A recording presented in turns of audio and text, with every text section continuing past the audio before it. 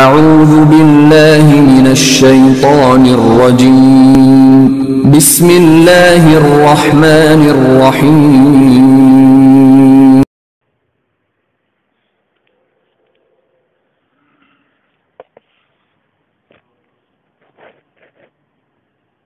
السلام علیکم ورحمۃ اللہ وبرکاتہ۔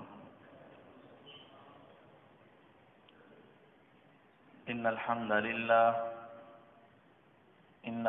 لله نحمده ونستعينه ونستغفره ونعوذ بالله من شرور أنفسنا ومن سيئات أعمالنا من يهده الله فلا مضل له ومن يضلل فلا هادي له وأشهد أن لا إله إلا الله وحده لا شريك له وأشهد أن محمدا عبده ورسوله صلى الله عليه وسلم۔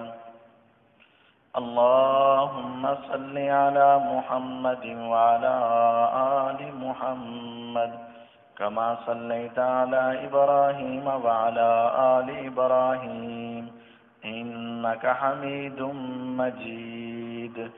اللهم بارك على محمد وعلى آل محمد كما باركت على إبراهيم وعلى آل إبراهيم إنك حميد مجيد۔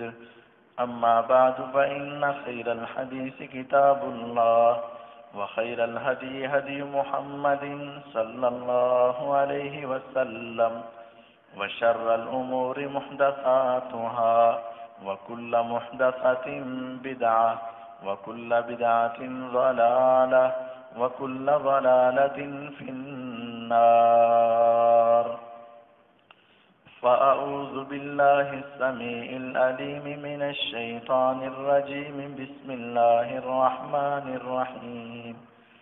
يا أيها الناس اتقوا ربكم الذي خلقكم من نفس واحدة وخلق منها زوجها وبث منهما رجالا كثيرا ونساء واتقوا الله الذي تساءلون به والأرحام إن الله كان عليكم رقيبا۔ يا أيها الذين آمنوا اتقوا الله حق تقاته ولا تموتن إلا وأنتم مسلمون۔ يا أيها الذين آمنوا اتقوا الله وقولوا قولا سديدا يصلح لكم أعمالكم ويغفر لكم ذنوبكم ومن يطع الله ورسوله فقد فاز فوزا عظيما۔ وقال الله تبارك وتعالى في مقام آخر: يا أيها الرسل كلوا من الطيبات واعملوا صالحا إني بما تعملون عليم۔ وقال جل وعلا في مقام آخر: يا أيها الذين آمنوا كلوا من طيبات ما رزقناكم واشكروا لله إن كنتم إياه تعبدون۔ وقال النبي صلى الله عليه وسلم: الحلال بين والحرام بين وبينهما أمور مشتبهات لا يعلمهن كثير من الناس فمن اتقى الشبهات استبرأ لدينه وعرضه ومن وقع في الشبهات وقع في الحرام او كما قال النبي صلی اللہ علیہ وسلم۔ ہر قسم کی حمد و ثنا تعریفات اللہ وحدہ لا شریک کے واسطے ہیں۔ درود و سلام نبی دو جہاں احمد مجتبیٰ حضرت محمد الرسول اللہ صلی اللہ علیہ وسلم کی ذات بابرکات کے لیے ہیں۔ مختصر حمد و صلات کے بعد معزز سامعین کرام، معززات سامعات، آج کے اس خطبہ جمعۃ المبارک میں جو عنوان آپ حضرات کے سامنے پیش کرنے کا ارادہ ہے اس کا تعلق ہے اصول تجارت کے ساتھ، کہ اسلام نے ہمیں جس طرح اللہ کی توحید اور بندگی کے طریقے سمجھائے ہیں، وہاں اپنے مال اور تجارت کے احکامات بھی ہمیں سمجھائے ہیں۔ اور حقیقی بات یہ ہے کہ اگر انسان اسلامی اصولوں کے مطابق تجارت کرے تو وہ انسان دنیا میں بھی خوش رہتا ہے اور آخرت میں بھی خوش رہے گا، اور اس کو دنیا میں بھی سکون ملتا ہے اور آخرت میں بھی یقیناً ملے گا۔ اور اگر اسلامی اصولوں کو چھوڑ کر یہود و نصارہ کے بنائے ہوئے حیلے، بہانے اور طور طریقوں پر عمل کرے گا تو وہ دنیا میں بھی پریشان رہے گا اور آخرت میں زیادہ پریشان ہوگا۔ آپ دنیا میں دیکھتے ہیں کہ ہر انسان جو مالدار ہے وہ کھاتا کم ہے لیکن چھوڑ کر زیادہ جاتا ہے، کہیں زیادہ چھوڑ کر جاتا ہے۔ اپنے اوپر تھوڑا استعمال کرتا ہے لیکن اپنی اولاد کے لیے بہت پیسہ چھوڑ کر جاتا ہے۔ اور جو غریب آدمی ہے وہ بیچارہ کھاتا بھی تھوڑا ہے اور پیچھے بھی تھوڑا چھوڑ کر جاتا ہے۔ لیکن یہ بات یاد رکھیں، یہ حقیقت ہے، اگر آپ حلال کا تھوڑا کھا لیں اور حلال کا تھوڑا چھوڑ کر چلے جائیں، آج تھوڑا کھائیں گے تو ہمیشہ جنت کے اندر وافر کھائیں گے، اور اگر آپ حرام کا یہاں کھائیں گے وہ بھی تھوڑا ہی ہوگا لیکن ہمیشہ کی جنت سے محروم ہو جائیں گے۔ اور یہ بات حقیقت ہے، آج ہمیں اپنی اولاد کا فکر ہے اور ہونا چاہیے، لیکن اگر ہم اپنی اولاد کی وجہ سے ان کو حرام کے رستے پر چلا کر چلے گئے تو پھر میں خود بھی جہنم میں، اولاد بھی جہنم میں، وہ بھی جنت سے محروم اور اس کی اولاد بھی جنت سے محروم، ایسا ہی۔ اور اس کے جانے کے بعد اولاد کو سکون نہیں ملے گا، حرام کا پیسہ ہوگا، بیٹا دوسرے بیٹے سے لڑے گا، بیٹا بیٹی سے لڑے گا، بہن بھائی لڑیں گے، قتل و غارت ہوگی، اور پیچھے وجہ کیا ہوگی؟ وہ حرام کا پیسہ۔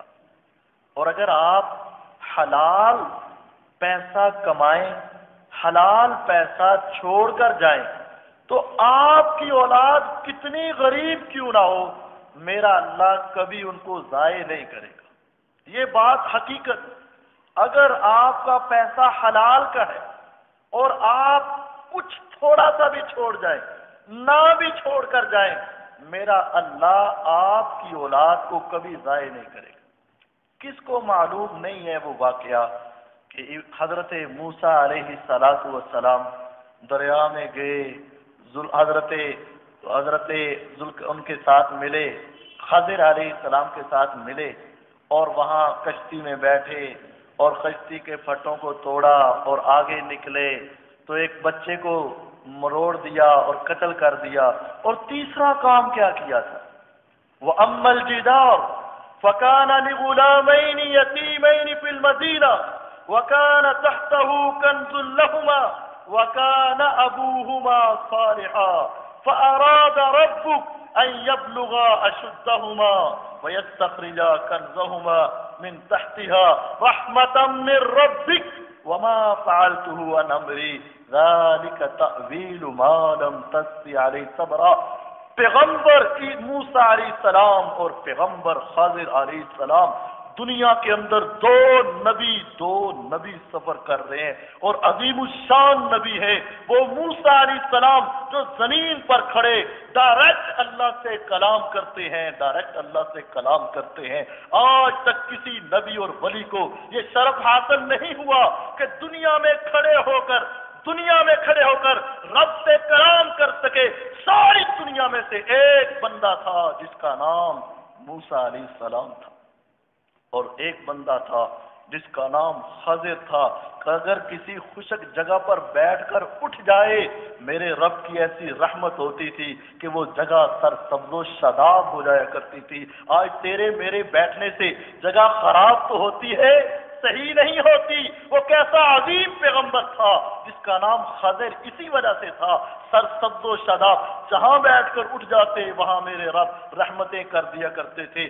دو عظیم پیغمبر رستے سے گزر رہے، کہا مسافر ہیں کھانے کے لیے کچھ دے دو، کہا چلو چلو، نہیں جانتے تھے یہ عظیم ہستی کون سی ہے۔ جب علم نہ ہو تو اسی طرح ہوتا ہے، چلو چلو ہم نہیں تمہیں کھلائیں گے۔ اگر راستے میں گئے تو دیوار ٹیڑھی ہے، کہا موسیٰ ٹھہر جا، اس کو سیدھا کر دے، کیسا تو پیغمبر ہے، وہ ہمیں کھانا نہ دے اور ہم ان کی نوکری کریں، ہم ان کی غلامی کریں، ہم ان کے کام کریں، ہم نبی ہو کر رسول ہو کر اللہ کے بندے ہو کر ان کی دیواریں بنائیں، یہ ہمارا کام نہیں ہے۔ کہا موسیٰ کرنا پڑے گا۔ دیوار کو بنا دیا، موسیٰ علیہ السلام پریشان، یہ تو نے کیوں کیا؟ انہوں نے تو ہمیں کھانا نہیں دیا۔ فرمایا ہاں فَأَرَادَ رَبُّكَ، یہ تیرے رب کا حکم آیا تھا، بندے جیسے بھی ہیں یہ جس کا گھر ہے وَكَانَ أَبُوهُمَا صَالِحًا، ان چھوٹے چھوٹے یتیم بچوں کا باپ نیک تھا، بچوں کا باپ نیک تھا، اور اس دیوار کی تہ کے اندر اس نے کچھ خزانہ چھپایا ہے۔ اگر ہم دیوار سیدھی نہ کرتے دیوار گر جاتی، یہ گندے لوگ یہاں سے اٹھا کر لے جاتے، بچوں کا کیا بنتا؟ ان یتیم بچوں کی حفاظت، ان کے کھانے کا انتظام، ان کے پینے کا انتظام، ان کی ساری معاشی کفالت کس نے کی؟ میرے رب نے کروائی۔ اور کس سے کروائی؟ نبیوں سے کروائی۔ وجہ کیا تھی؟ قرآن کہتا ہے وَكَانَ أَبُوهُمَا صَالِحًا، ان کا ابو نیک تھا۔ اگر آپ نیک بن جاؤ، اپنی اولاد کو حلال کماؤ، اللہ کی قسم ایک روپیہ بھی نہ چھوڑ کر جاؤ، میرا رب کبھی تمہارے بچوں کو ذلیل نہیں ہونے دے گا، کبھی تمہارے بچوں پر فقیری اور فاقہ نہیں آئے گا۔ اگر نبیوں کو میرے اللہ اس کام پر لگا سکتے ہیں تو کیا دنیا کے نیکوں کے دلوں میں اس کی محبت نہیں ڈال سکتے؟ اگر تمہیں اپنی اولاد کا فکر ہے تو نیکی کر کے فکر کرو، اور اگر تم حرام کما کر جاؤ گے تو پھر یاد رکھنا وہ تمہارا کمانا بھی تمہیں جہنم میں لے جائے گا، اور وہ پیچھے والے بھی جہنم میں چلے جائیں گے، اور بڑھاپے کی عمر میں تمہیں وہی اولاد تمہارے گھر سے نکالے گی، تیرے گریبان کو پکڑے گی، تیرے سامنے سینہ تانے گی، اور تجھے 4 کی بجائے 8 باتیں کر کے سنائے گی، جس کی خاطر تو ساری زندگی لڑتا رہا اور روتا رہا، وہ تجھے میڈیسن اور دوائی لینے کے لیے تیار نہیں ہوگی، اور تیری موت پر 18 قسم کے پھل تو تقسیم کر سکے گی لیکن تیرے ساتھ اچھا سلوک نہیں کرے گی۔ یہ حقیقت ہے۔ آج اپنی اولاد کو رزق حلال کھلاؤ گے تو دنیا آخرت میں کامیاب ہو جاؤ گے، اور اگر رزق حرام کے لیے پیچھے دوڑو گے تو یقیناً آپ کی اور میری موت کا کوئی وقت ہمیں معلوم نہیں ہے، لیکن آنکھیں بند ہونے کے بعد ہمیں ایک ایک پائی کا حساب دینا ہوگا۔ لن تزول قدم عبد حتى يسأل عن 4، فرمایا پیغمبر علیہ السلام نے ساری دنیا کے انبیاء، اولیاء، شہداء، صلحاء، ساری دنیا کے تاجر بادشاہ میدان محشر میں آئیں گے تو میرے رب کے سامنے جب ایک ایک کو بلایا جائے گا، یہ اپنے پاؤں کو 1 انچ کیا 1 سوتر بھی حرکت نہیں دے سکے گا، دوڑ جائے بھاگ جائے ادھر دیکھے یہ تو بڑی دور کی بات ہے، آئیں بائیں شائیں کرے بڑی دور کی بات ہے، ہیلے بہانے کرے بڑی دور کی بات ہے۔ لن تزول قدم عبد، دونوں پاؤں میں سے 1 انچ بھی ہلا نہیں سکے گا، حتی یسأل عن 4، پہلے 4 چیزوں کا جواب دے تب تیری جان چھوٹے گی، وگرنہ اس عدالت سے تجھے بھاگنے نہیں دیا جائے گا۔ کیا بات ہوگی؟ عن عمرہ فیما افنا، وعن شبابہ فیما ابلا، وعن مالہ من این اکتسب، وفیما انفق، وماذا علم بعد عمل۔ ہاں 4 باتیں بتا، تیری زندگی کہاں گزری، تیری جوانی کہاں گزری، تو نے پیسہ کہاں سے کمایا، کہاں خرچ کیا، اور بتا جتنا علم آیا تھا عمل کیا کیا تھا۔ یہ 4 عمر پوری کا سوال، اور عمر کا بہترین حصہ جوانی کا سوال، اور اس کے بعد تیسرا سوال پیسے کہاں سے لیے اور کہاں سے کماتا رہا، بیٹھ کر روزانہ کی دیہاڑیاں لگاتا رہا اور بڑا خوش ہوتا رہا اور کہتا رہا مولوی نے جمعہ پڑھاتا ہے، حرام ہوندہ فتویٰ دیتا ہے، زندہ رہے، ساڑھے کاروبار سے کوئی فرق نہیں پینا۔ ہاں کہتے ہیں آج کہتے ہیں، کہیں گے، آج کے بعد بھی کہیں گے، خطبے کے بعد کہیں گے، میں سنوں گا، لیکن کائنات کے رب کی قسم میں تمہارا دشمن نہیں، میں تمہیں آج سمجھا رہا ہوں، قیامت کو تم رو گے، میں نہیں روں گا، میں تمہیں آج بتا رہا ہوں، بعد میں مجھے فون بھی آئیں گے، کیا کر لیا آپ نے اس کو حرام کہہ کر، مجھے تو کوئی فرق نہیں پڑے گا لیکن تمہیں فرق پڑے گا۔ وَعَنْ مَالِهِ مِنْ أَيْنَ اكْتَسَبَ وَفِيمَا أَنْفَقَ، پوچھا جائے گا کہاں سے لیا تھا، بتا کہاں سے لیا تھا۔ اس وقت تیرے پاس گاڑیاں آ گئیں، پیسے آ گئے، چودھری بن گیا، سردار بن گیا، لوگوں نے سلوٹ مار لیے تجھے، سب کچھ ہو گیا، اب بتا کہاں سے لیا تھا، بتا کہاں سے لیا تھا، وَفِيمَا أَنْفَقَ، اور کہاں کہاں خرچ کرتا رہا، یہ بھی بتا۔ اور چوتھا سوال ہوگا وَمَاذَا عَمِلَ فِيمَا عَلِمَ، ہاں حدیث تیرے کان میں پڑھی تھی، ہاں پڑھی تھی، عمل کیا کیا، قرآن سنا تھا، ہاں سنا تھا، عمل کیا کیا، ہر ایک علم کے بارے میں سوال ہو گئے، 4 سوال۔ تو آئیے تجارت کس طریقے سے کرنی، اور یہ اپنا عقیدہ اور یقین بنائیں کہ ہم نے رزق حلال کمانا ہے، اور کل اللہ کو اس کا جواب بھی دینا ہے۔ سب سے پہلی اتفاقی بات یہ ہے کہ جب چیز کے اندر نقص ہو تو اس کا نقص واضح کرنا چاہیے۔ یہ ایک ایسا مسئلہ ہے، ہم میں سے ہر آدمی کو معلوم بھی ہے اور اس کو مانتا بھی ہے، لیکن جب عملی طور پر ہم آتے ہیں تو اس میں سست ہو جاتے ہیں۔ یہ سبھی مانتے ہیں کہ نقص واضح کرنا چاہیے، لیکن جب عملی بات آتی ہے نا تو اس وقت واضح نہیں کرتے، اس کو چھپانے کی کوشش کرتے ہیں، اس کے اوپر منڈا ڈالنے کی کوشش کرتے ہیں، اور اس کے اوپر سٹیکر لگا دیتے ہیں، اور اس کے اوپر ہیلے بہانے کر دیتے ہیں، اور اس کو خوبی بنا کر بیان کرتے ہیں۔ ایسا نہ کرو۔ البیعان بالخیار ما لم یتفرقا فإن صدقا، اگر دونوں خرید و فروخت کرنے والے سچ بولیں، وبیانا، اور چیز کو واضح کریں، جو خوبی ہے اس کی خوبی کہیں، جو خامی ہے، نقص آ گیا، تریڑ آ گئی، ٹوٹ گیا، خراب ہو گیا، اس کے اندر کوئی کمی آ گئی، اس کو بتا دو۔ ہاں تمہیں پیسے کم ملیں گے، جب نقص بتاؤ گے یقیناً پیسے کم ملیں گے، 600 والی چیز 300 میں دینی پڑے گی کیونکہ نقص ہے، اور زبان سے تم مان رہے ہو۔ میرا رب یہ کہتا ہے، پیغمبر علیہ السلام کی زبان سے یہ کہلوایا، بتا دو ان کو، فَإِن صَدَقَا، سچ بول کے دکھاؤ، وَبَيَّنَا، واضح کر کے دکھاؤ، بُورِكَ لَهُمَا فِي بَيْعِهِمَا، پیسے تو تمہیں تھوڑے ملیں گے لیکن میرا اللہ ان کے اندر برکت کے ڈھیر ڈال دے گا، برکت ڈالے گا۔ کماؤ گے تھوڑے، یقیناً تھوڑے، لیکن ڈھیر برکت کے اس کے اندر آ جائیں گے۔ وَإِن كَتَمَا وَكَذَبَ مُحِقَتْ بَرَكَتُ بَيْعِهِمَا، اگر چھپا جائے، سٹیکر لگا دے، ہیلے بہانے کر دے، اس کا سائز چینج کر دے، دوسرے طریقے سے بتا دے، یا باتوں میں الجھا کر بس ڈال دے اور پکڑا دے۔ وَإِن كَتَمَا، اگر چھپا جائے، وَكَذَبَ، اور جھوٹ بولے کہ یہ خراب ہے، نہیں یہ ہوتا ہی ایسے ہے، اس کا رنگ ہی ایسے، یہ چیز ہی ایسے آتی ہے ایسے، ٹھیک ہے، یہ جھوٹ بولے، یا خریدنے والا بھی جھوٹ بول دے، خریدنے والا بھی جھوٹ بول دیتا ہے، ارے آپ یہ 100 روپے کی دے رہے ہو، پچھلی دکان والا 90 کی دے رہا تھا، دکاندار سمجھتے یار 80 کی آئی ہے، شاید اس نے 90 کی بھی کہہ دیا ہو، میں 80 کی لے کر آیا ہوں، وہ 90 کہہ سکتا ہے، اچھا حالانکہ اس نے 100 ہی کہا تھا، یہ کہتا ہو تو 90 بھی کہہ رہے تھے، اچھا چلو تم بھی دے دو، وہ بیچارہ اس طرح دے دیتا ہے، لیکن یہ گاہک جھوٹ بول رہا تھا، اس کو پیچھے سے 90 نہیں 100 بھی مل رہا تھا، اب اس نے جھوٹ بولا، دکاندار نے اس کی بات پر اعتماد کیا، دے دیا، اب اس نے 10 روپے بچا لیے، 10 روپے بچا لیے۔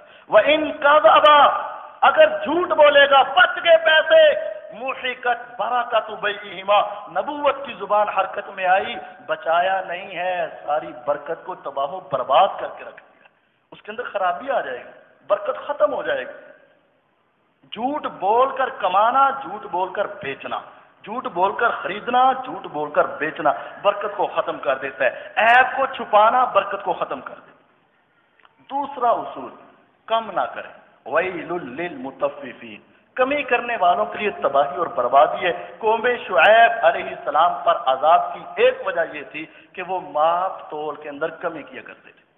تیسری بڑی بات، یہ ذرا اہم بات ہے اور یہ ہمارے یہاں کثرت سے چلتی، جو چیز تمہاری ملکیت میں نہیں اس کو بیچنا منع ہے۔ اللہ کے رسول صلی اللہ علیہ وسلم کے پاس ایک صحابی آئے، اے اللہ کے حبیب علیہ الصلوۃ والسلام، صحیح بخاری اور مسلم کی روایت ہے کہ ہمارے پاس ایک چیز موجود نہیں ہوتی اور گاہک آ جاتا ہے، ویسے ہم بیچتے بھی رہتے ہیں وہ چیزیں، گاہک آ جاتا ہے، ہم اس کو کوئی چیز بیچ دیتے ہیں اور پھر اٹھا کر کسی کی دوسرے کی دکان سے لا کر اس کو دے دیتے ہیں، ایسا ٹھیک ہے؟ آپ نے فرمایا لا تبع ما لیس عندک، جو چیز تمہارے پاس نہیں ہے اس کو نہ بیچو، پہلے اس کو اپنے پاس لے کر آؤ اور اس کے بعد اس کو بیچو، یہ تمہارے لیے جائز ہے۔ ابھی چیز تمہارے پاس نہیں، مثال کے طور پر آپ کوئی چیز یہ پنکھا ہی ہے، آپ بیچتے ہیں لیکن اس قسم کا پنکھا ابھی آپ کے پاس نہیں ہے، آنے والا آتا ہے کتنے کا، 3000 روپے کا، اچھا لو دو، تو اب یہ دوسری دکان سے لا کر دیتا ہے، یہ غلط ہے، کیونکہ ابھی وہ چیز اس کے پاس نہیں تھی تو اس نے بیچی، ریٹ طے کر لیا، قیمت پکڑ لی، اس کے ساتھ سودا ہو گیا، اب یہ وہاں سے لے کر آ رہا ہے، اور میں یہاں ممبر پر کھڑا ہو کر کہتا ہوں، آبد مارکیٹ ہے جو الیکٹرانکس کی بہت بڑی مارکیٹ ہے مزان کے اندر، میں وہاں خطبہ پڑھاتا رہا ہوں 7 سال، میں وہاں دکان پر بیٹھا اے ایم الیکٹرانکس کے اوپر، تو وہاں یہ حدیث کی مخالفت کی وجہ سے کتنا بڑا نقصان ان کو اٹھانا پڑا، اے سی بیچ دیا 40,000 روپے کا، ان کے پاس تھا نہیں، دوسری دکان سے لینے کے انہوں نے کہا اب تو رات کا ریٹ بڑھ گیا ہے، یہ تو 60,000 روپے کا، وہ گاہک آیا تھا کتنے کا، 40,000 کا، ٹھیک ہے، اس نے پیسے پکڑائے بیٹھ گیا، یہ لینے گیا ان سے جی دے دے، اس نے کہا جناب رات کا ریٹ بڑھ چکا ہے، 60,000 ہو گیا، اب یہ آ کر کہ جناب آپ پیسے واپس لے لیجیے، وہ اس کو گالیاں دے، وہ اس کو، دکان کا مالک بھی اس کو گالیاں دے، ایک دوسرے کے ساتھ لڑائی جھگڑا، کس وجہ سے؟ شریعت کی اس مخالفت کی وجہ سے۔ اگر یہ پہلے پتہ کر کے آتا، لے کر آتا، اپنے پاس لاتا تو یہ اس کو 40,000 کبھی بھی نہ بتاتا، اس کو نہیں پتا تھا کہ کل تو میں رات کے وقت 40,000 کا بیچ کر گیا تھا، آج صبح اس کی مارکیٹ بڑھ گئی ہے، اب اس کو 60,000، اب دونوں میں سے کوئی ایک تو پریشان ہوگا نا۔ تو یہ شریعت کا قاعدہ ہے کہ جب تک تمہارے پاس کوئی چیز نہیں اس کو نہیں بیچو، ہاں وقتی طور پر تمہارا گاہ خراب ہو جائے گا، کوئی مسئلہ نہیں، لیکن اس طرح خراب تو نہیں ہوگا نا، اور شریعت کی مخالفت نہیں ہوگی۔ اور اگلا یہ، جب تم کوئی چیز خرید لو تو جب تک تمہاری ملکیت میں نہ آ جائے اور اپنی جگہ پر نہ لے آؤ، اس وقت تک تم اس کو بیچ نہیں سکتے۔ جو چیز تم نے خریدی ہے اس کی 2 شکلیں ہیں، ایک ہے منقولہ جو ایک جگہ سے دوسری جگہ منتقل ہو سکتی ہے، اور ایک ہے غیر منقولہ جو منتقل نہیں ہو سکتی۔ میں نے پلاٹ خریدا ہے، وہ جہاں ہے وہاں ہی رہے گا، منتقل تو نہیں ہو سکتا، اور اگر میں نے ایک چینی کا توڑا خریدا ہے وہ تو منتقل ہو سکتا ہے۔ تو جو چیز منتقل ہو سکتی ہے، جس وقت تک وہ اپنی جگہ پر منتقل نہ کر لو اس جگہ پر بیچنا حرام ہے۔ صحیح بخاری کے اندر روایت عبداللہ ابن عمر رضی اللہ تعالی عنہ فرماتے ہیں، کننا نبی الطعام، ہم کھانا خریدتے، دوسری چیزیں خریدتے، رسول اللہ صلی اللہ علیہ وسلم ہمیں حکم دیا کرتے تھے کہ جہاں سے خریدا ہے وہاں نہیں بیچنا، حتیٰ یستوفیہ الی رحلی، حتیٰ کہ تم اس کو اپنے گودام میں لے کر آؤ اور وہاں لا کر بیچو یا اس سے آگے لے کر جا کر بیچو، جہاں سے خریدا اسی جگہ پر بیچنا یہ حرام ہے۔ اور صحیح بخاری میں ہے، جو لوگ ایسا کرتے تھے یضربون علی عہد رسول اللہ صلی اللہ علیہ وسلم، اللہ کے رسول صلی اللہ علیہ وسلم کے زمانے میں ایسے لوگوں کو مار پڑتی تھی، ان کو مارا جاتا تھا، پیٹا جاتا تھا، سزا ملتی تھی، ایسا کام کرتے۔ ایک اور قانون، جو چیز مجہول ہو نا، نامعلوم ہو، اس کی بیع بھی منع ہے۔ کوئی چیز کا پتہ ہی نہیں ہے کہ وہ کیا ہے، کہاں ہے، کدھر ہے، کس طرح کی ہے، اس کو آگے بیچنا منع ہے۔ نامعلوم چیز، یہ دھوکے والی بیع، اس کو آگے بیچنا منع ہے۔ اب نامعلوم کی ایک مثال لے لیجیے، ہمارے ہاں ایک سسٹم چلتا ہے، فائل سسٹم۔ ایک نے کالونی کاٹ لی ہے اور اس کے اندر پلاٹ ملنے ہیں، اور اس کے بعد 2 دھوکے ہوتے ہیں۔ ایک تو یہ بات ہوتی ہے کہ اس کے اندر 1000 پلاٹ کی جگہ ہوتی ہے، لیکن فائل 2000 بیچ چکے ہوتے ہیں، اور وہ ابھی آگے جو جگہ انہوں نے خریدنی ہے ابھی نہیں خریدی، اس کو بھی بیچ دیا جاتا ہے۔ تو وہ اس لحاظ سے منع ہو گئی کہ جو چیز ابھی تم نے خریدی نہیں اس کو بیچنا منع ہے۔ اور دوسری فائل سسٹم کے اندر یہ خرابی ہے کہ 1000 پلاٹ ہے اور 1000 ہی فائل تقسیم ہوئی ہے اور بیچ دی گئی ہے، لیکن کسی کو معلوم نہیں ہے کہ میرا پلاٹ کہاں ہے، یہ پہلی گلی میں آئے گا، دوسری میں آئے گا، چھٹی میں آئے گا، کارنر پر آئے گا، بائک پر آئے گا، کہاں آئے گا یہ معلوم نہیں۔ تو نامعلوم چیز کو آگے فروخت کرنا یہ جائز نہیں۔ یہ فائل سسٹم جو ہمارے ہاں پلاٹوں کی فائلوں کا چل رہا ہے یہ بالکل شرعی لحاظ سے درست نہیں۔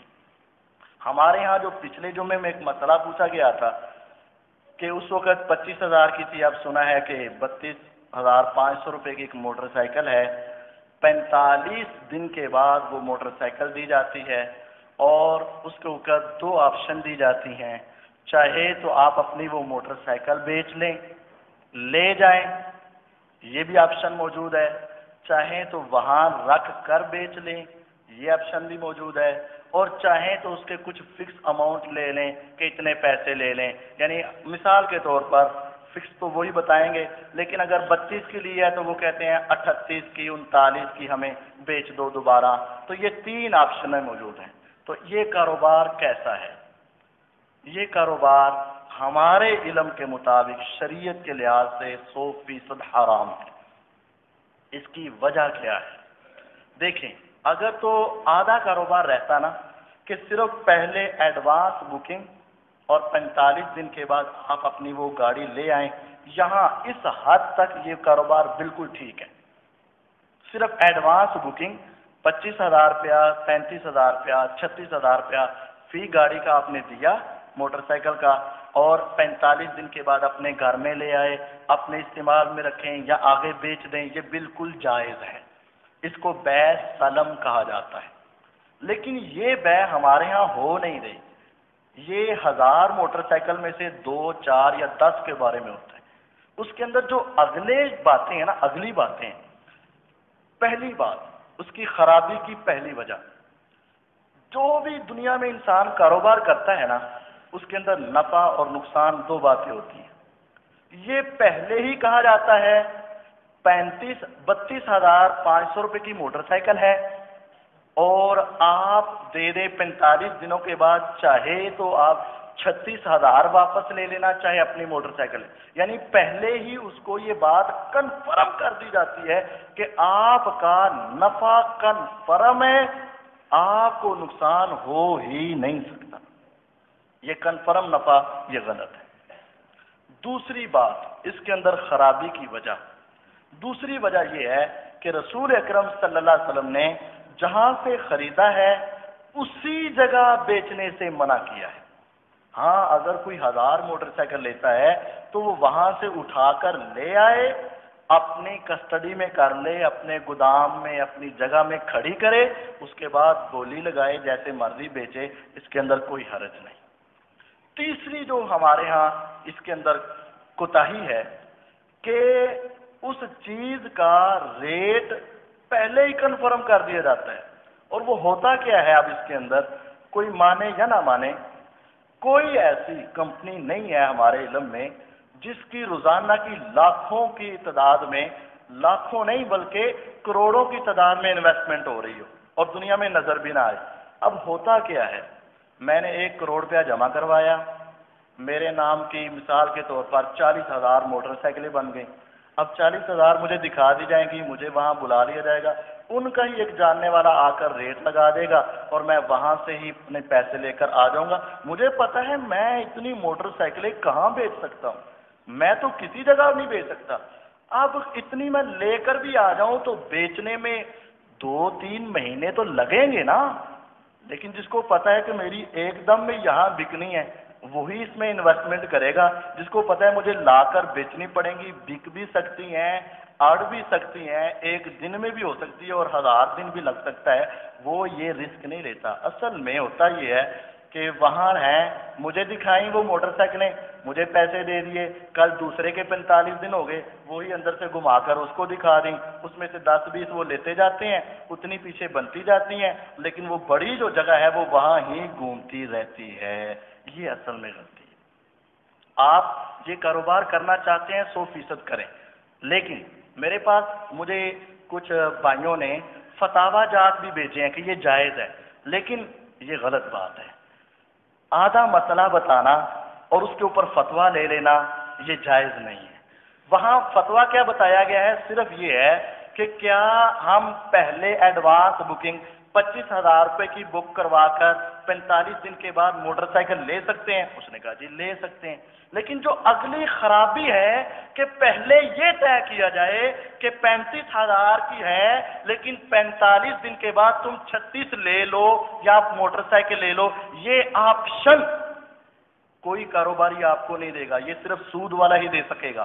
کاروباری آدمی آپ کو کہے گا بھائی اپنی چیزاں چک، میں اپنی اور بنانی ہے، میرے پیچھے کاریگر پیچھے فارغ رہیں گے، وہ کیا کریں گے؟ میں نے تو ان کو بھی تنخواہ دینی اور میرا پیچھے مال تیار ہے، اپنا مال اٹھا کر لے جاؤ. وہ یہ نہیں کہے گا کہ اس کو یہاں ہی رہنے دو. تو پیچھے کاریگر کیا کریں گے؟ جو ایک کاریگر کروڑوں کے پیسوں کی ہر وقت موٹر سائیکل بنا رہے ہیں اور وہ موٹر سائیکل وہاں ہی رہ جائے تو وہ پیچھے والے کیا کریں گے؟ پیچھے والے کیا کریں گے؟ وہ فارغ رہیں گے، ان کو فارغ تنخواہیں دی جائیں گی؟ نہیں، پیچھے ہے ہی نہیں. ایک بات یہ آپشن اس فتوے میں نہیں بتائی گئی. اور دوسری بات اسی جگہ پر بیچنا یہ شریعت کے لحاظ سے حرام ہے. صحیح بخاری کے اندر حدیث موجود ہے، نبی علیہ السلام کے زمانے میں جو آدمی جہاں خرید کر وہاں بیچتا اس کو مار پڑتی تھی. تو یہ غلط ہے. اور تیسرا پھر یہ کہنا کہ ہم ادھر سے نکال لیتے ہیں، جتنی نکال لی جائیں اس کے اندر تو کوئی رولا نہیں ہے اور وہ ٹھیک ہے، اس کی اجازت ہے. وہاں سے لائیں، 24,000 کی لائیں، 28,000 کی لائیں، 32,000 کی لائیں، اپنی دکانوں پر رکھیں، شو روم میں رکھیں، وہاں بیچیں، یہ بالکل ٹھیک ہے. لیکن اس کو وہاں ہی بیچنا اور اس کے بدلے میں یا پیسے لے لو یا یہ گاڑی لے لو، یہ پہلے طے کرنا، یہ دونوں باتیں حرام ہیں. شریعت اس کی اجازت نہیں دیتی. ایک اور ہمارے ہاں آپ یہ لائن کی لائن سڑک کے اوپر دیکھیں، لکی کمیٹی لکھی ہوئی اور ہمارے بڑے بڑے نمازی حضرات اس میں خدا کا واسطہ ہے، اللہ کا واسطہ ہے، بچ جاؤ بچ جاؤ. یہ لکی کمیٹی کیا ہے؟ جوئے کے سوا کیا ہے یار؟ 2,000 روپیہ بھی اگر آپ یہ لگا رہے کمیٹی تو 2,000 روپے کمیٹی دے کر جس کی پہلی موٹر سائیکل نکل آئی 60,000 کی، 2,000 دے کے جو اس نے 60,000 لیا ہے وہ کس چیز کا نام ہے؟ کیا کس چیز کا بدلہ اس کو ملا ہے؟ کیا باقی جو ممبروں نے 2,000 دیے تھے ان کے وہ 2,000 روپے نقلی تھے یا اس کے زیادہ اصلی تھے؟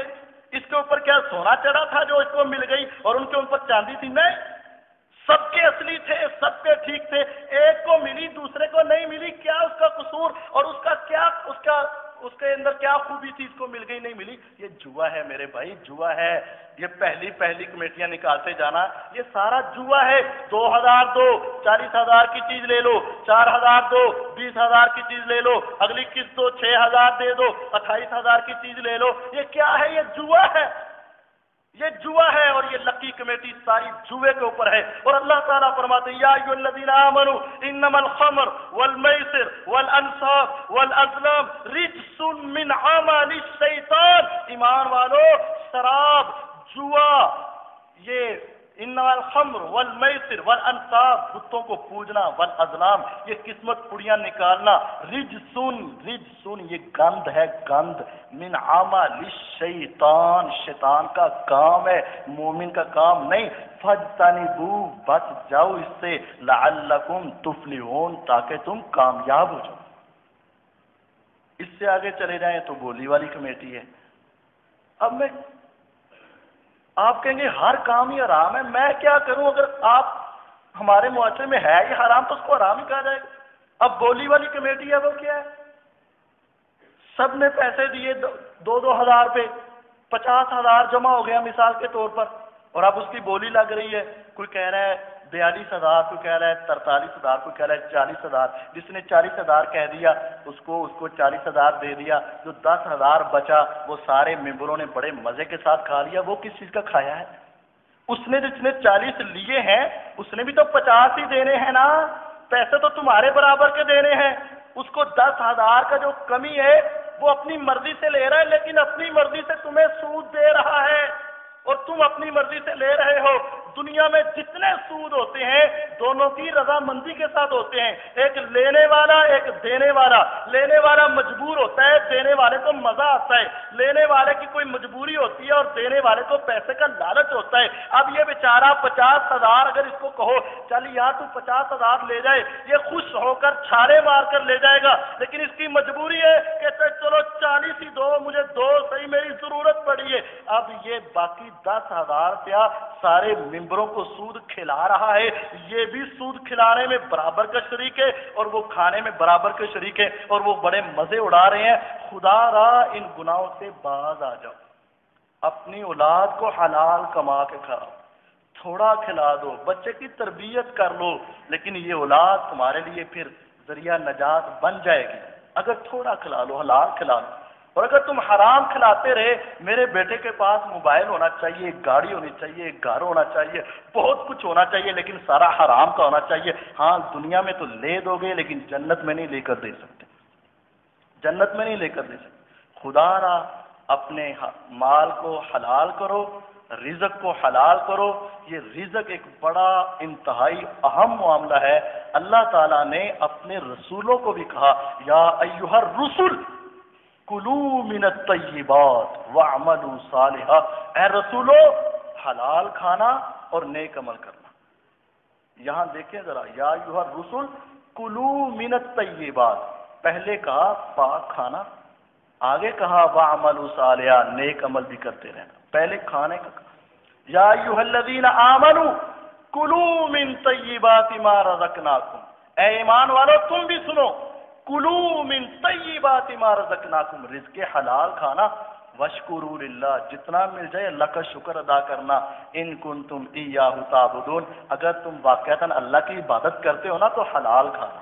تو یہ رزق حلال ہمارے لیے لازمی ہے، عبادت کی قبولیت کے لیے لازمی ہے، کل قیامت کے دن نجات کے لیے لازمی ہے۔ اور اگر آج رزق حرام کھاتے رہے تو پھر اللہ کے سامنے جواب نہیں آئے گا۔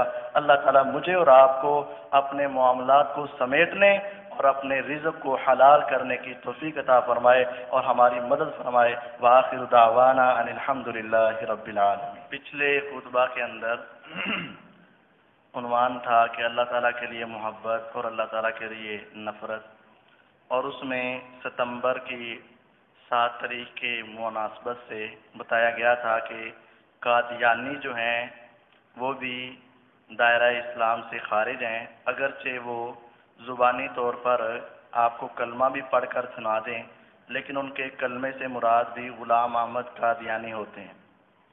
تو ایک بھائی نے سوال کیا ہے کہ اگر وہ کافر ہیں تو جو لا الہ الا اللہ چشتی رسول اللہ پڑھتا ہے تو کیا وہ کافر نہیں ہے؟ جی ہاں، جو لا الہ الا اللہ چشتی رسول اللہ، چشتی صاحب کو اللہ کا رسول مانے گا وہ بھی کافر ہے، لیکن اگر آپ کو کوئی ایسا مل جائے تو اس کو کہہ سکتے ہیں جو اللہ کے رسول صلی اللہ علیہ وسلم کے سوا غلام احمد قادیانی کو اپنا رسول مانے وہ بھی کافر ہے، جو کسی اور بندے کو رسول اللہ کہے تو وہ کافر ہے، اس کے کافر ہونے میں کوئی شک نہیں۔ یہ بھی اسی کے حوالے سے ہے کہ گزشتہ جمعۃ المبارک کو جناب نے موضوع پر خطاب کیا، وہ درست ہے، لیکن اگر کوئی کلمہ گو مسلمان درباروں پر چادریں چڑھاتا ہے وہ کس زمرہ میں آئے گا؟ اس کی جانی مالی امداد کرنی چاہیے، کیا اس کو ووٹ دینا چاہیے؟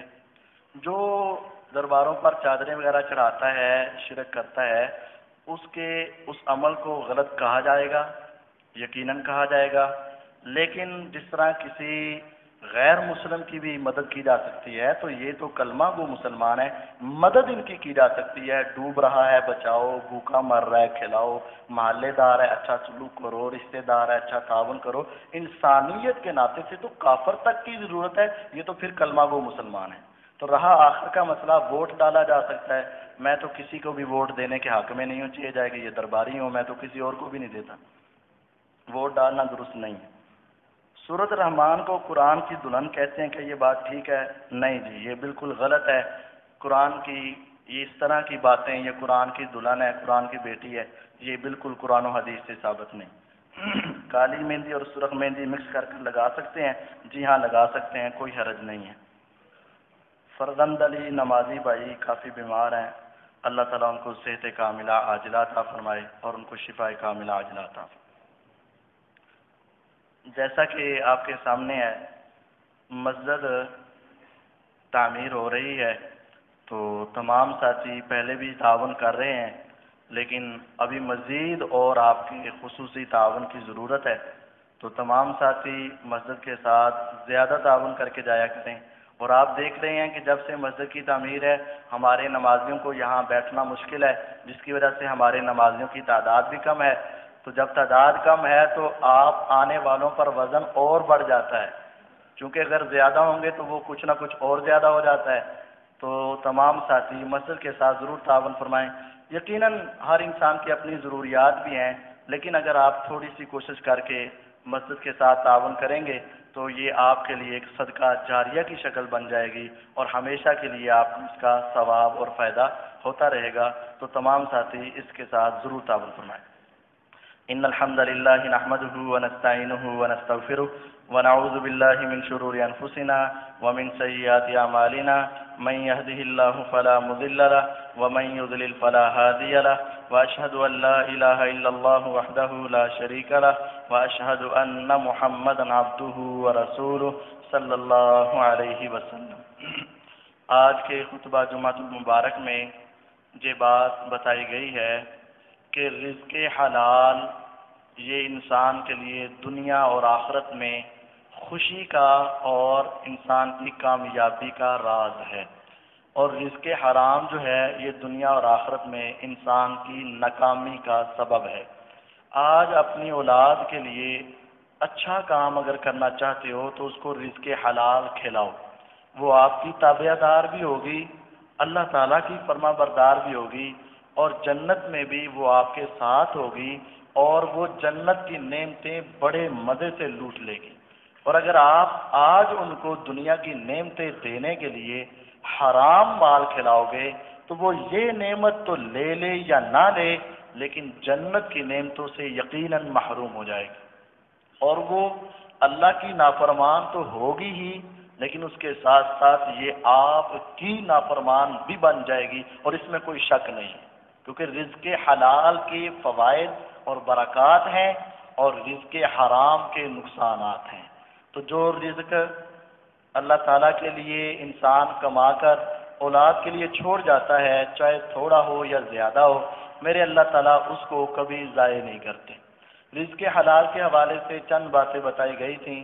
پہلی بات یہ ہے کہ عیب نہ چھپایا جائے، دوسری بات یہ ہے کہ کمی نہ کی جائے، تیسری بات یہ ہے کہ خریدنے سے پہلے نہ بیچا جائے، چوتھی بات یہ ہے کہ جہاں خریدا ہے وہاں نہ بیچا جائے، اور پانچویں بات یہ ہے کہ کسی کے سودے کے درمیان سودا نہ کیا جائے، اور چھٹی بات یہ ہے کہ جو نامعلوم چیز ہو، ابھی مجہول ہے، اس کا صحیح علم نہیں کہ یہ چیز کہاں ہے، کیسی ہے، کس طرح کی ہے، تو اس کو آگے بیچنا یہ حرام ہے۔ اللہ تعالی ہمیں اپنے اعمال کی اصلاح کرنے کی توفیق عطا فرمائے، اور ہمیں تمام مسلمانوں کو اتفاق و اتحاد کی دولت سے مالا مال فرمائے۔ تو تمام ساتھی مسجد کے ساتھ ضرور تعاون کر کے جائیے گا، اور فلاح انسانیت کے ساتھ بھی تمام ساتھی ضرور تعاون فرمائیں۔ ہمارے دوست بھی آئے ہیں تو تمام ساتھی ان کے ساتھ بھی تعاون فرمائیں۔